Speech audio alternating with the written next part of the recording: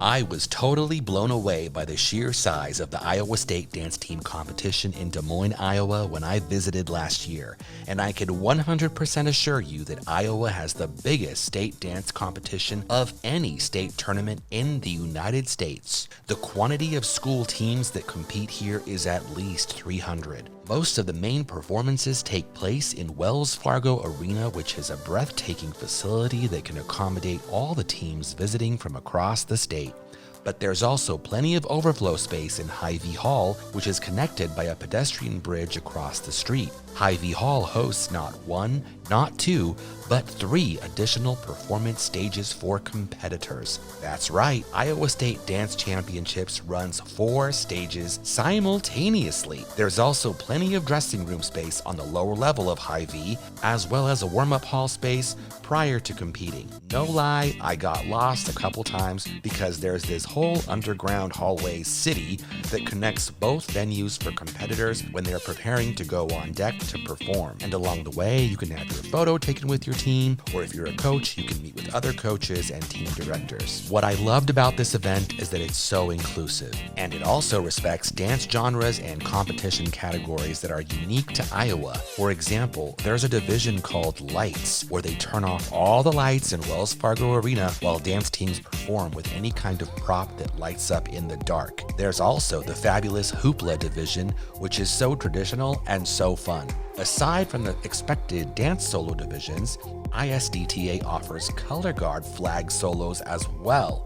But the most competitive division in Iowa by far, in my opinion, is the Pom division. Some incredible technique and innovative ideas in that category for sure. But my favorite division of all was the Beyond Limits solo category, which is a performance opportunity for students with disabilities. It really is something I'd love to see happen in other states. Okay. If you're wondering why I haven't posted video of some of the unique competition divisions I mentioned earlier, well, I arrived too late to get footage of some of the categories I mentioned. Oh, and did I mention that this is also the official state competition for college and university dance teams in Iowa too? Yeah, ISDTA Dance Championships is the freaking business, y'all. The event lasts several days and is definitively the most efficient state-run dance and drill team competition I've ever witnessed. There's merch available for purchase prior to the event during team registration, and also on site. A live stream of all 4 performance spaces was also available in case grandma and grandpa want to watch kiddos perform from home. Iowa even developed their own dance competition tabulation software. Also worth mentioning, the adjudication panels were composed of the most experienced judges in all of Iowa, many of whom introduced themselves to me prior to awards.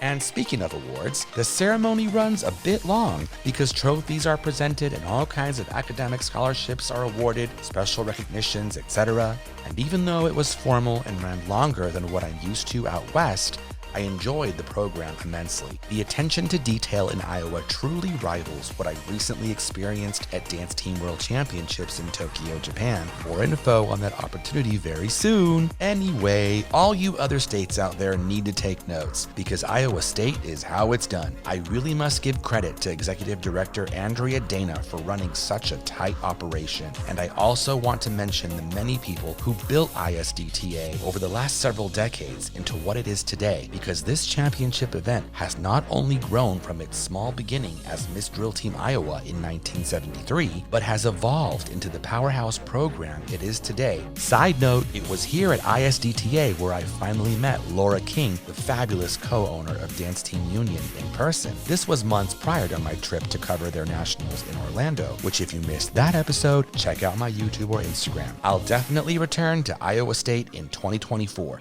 I left that event super impressed and inspired, especially because they are non-profit. Thanks, Iowa. Y'all are amazing, and the talent was such a joy to cheer for from the audience. I'll be back.